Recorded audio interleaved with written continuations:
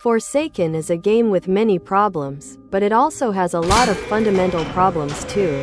One of the most notorious ones being looping. In fact, the looping issue is so bad that it has offspring newer asymmetrical horror games, such as Die of Death, to have similar issues. Because of this, these horror games fail to concretize the theme of which they are going for and feel more like a movement-based game more than anything, where whoever has the better corner-cutting skills wins.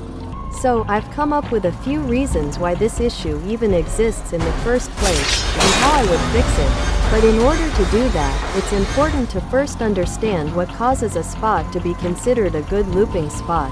They typically inherit the following traits: being long loopable objects, such as a car or a large rock, having good visibility of the killer, and not providing a defined punishment for survivors who use it, such as fall damage or one-way paths.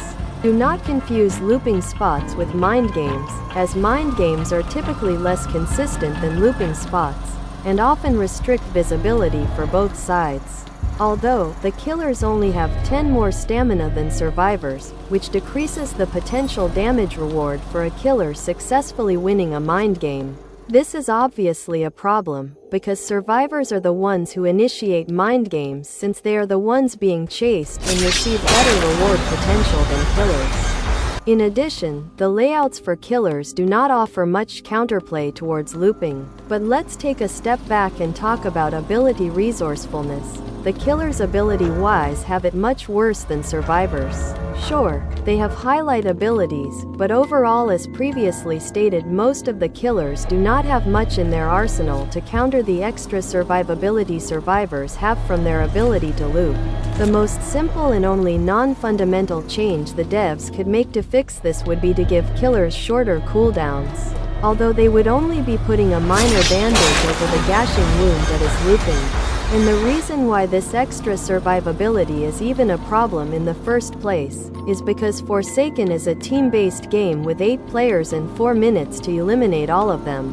Meaning that survivability should be based on how well the survivors can work together as a team rather than individual survivability.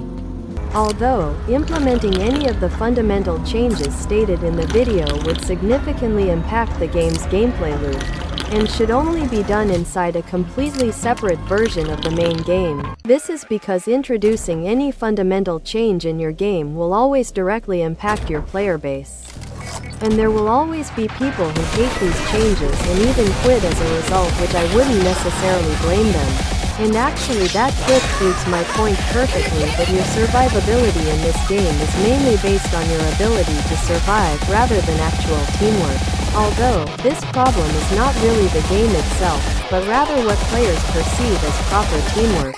You see, the game does not do a very good job at convincing new players to work together as a team, so naturally it is complete anarchy as a result of not providing its player base with a tutorial. Without a tutorial, it is only natural for players to do what they perceive as correct, which in this case is self-preservation. So yeah, Forsaken is fundamentally flawed in its design.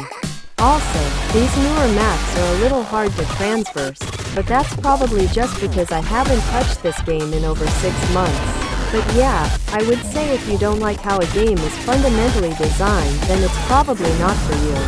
Although with the lack of creativity these days in game design, it's really hard to come across games that differ in terms of fundamentals for their genre. So take this with a grain of salt. I think the main takeaway is that no matter what you do, there will always be people who disagree with you, because that's what makes us human. Alright, bye.